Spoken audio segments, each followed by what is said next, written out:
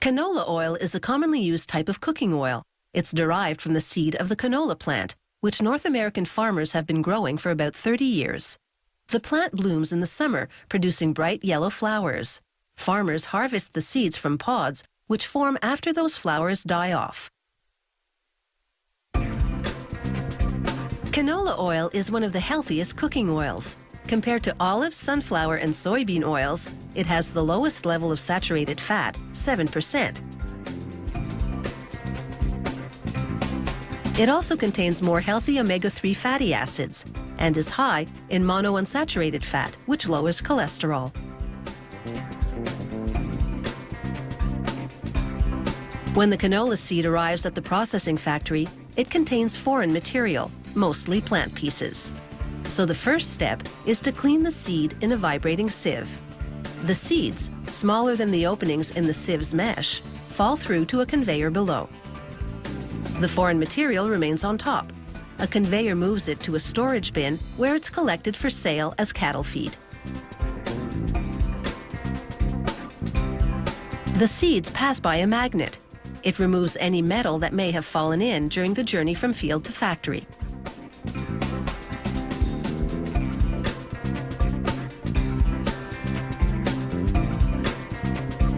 Next, the seeds enter a roller mill.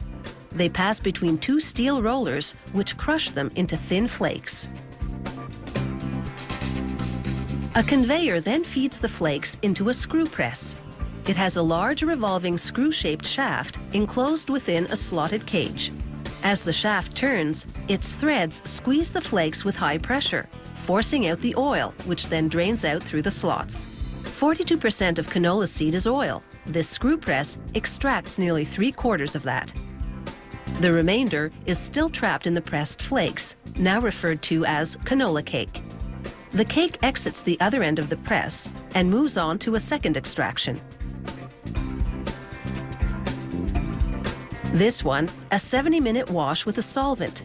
This chemical extraction process removes all but a trace of oil.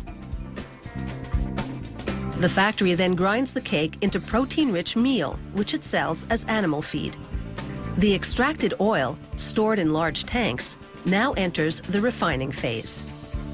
First, they wash the oil for 20 minutes with sodium hydroxide. During this wash cycle, they spin the oil at high speed so that the centrifugal force separates the natural impurities, which the factory later sells to soap manufacturers. After this cleaning process, the canola oil is visibly clearer. However, it still contains natural waxes, which make it look cloudy. So the next step is to cool the oil to 5 degrees Celsius. This thickens those waxes so they can be filtered out. The waxes don't go to waste either. The factory uses them to produce vegetable shortening.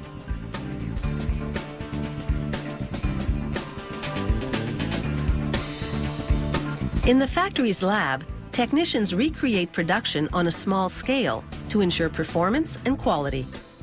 Meanwhile, back in the factory, after washing and filtering the oil, they bleach it to lighten the color, then use a steam injection heating process to remove the canola odor.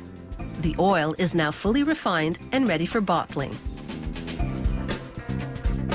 The equipment first turns the plastic bottles upside down and injects filtered pressurized air to blow out any dust or dirt inside. Then it turns the bottles right side up again to position for filling. Just before a nozzle starts filling, it applies a vacuum. If there's no suction indicating a leak in the bottle, the machine automatically ejects that bottle from the line. Each bottling machine in the factory fills 22,000 bottles per hour.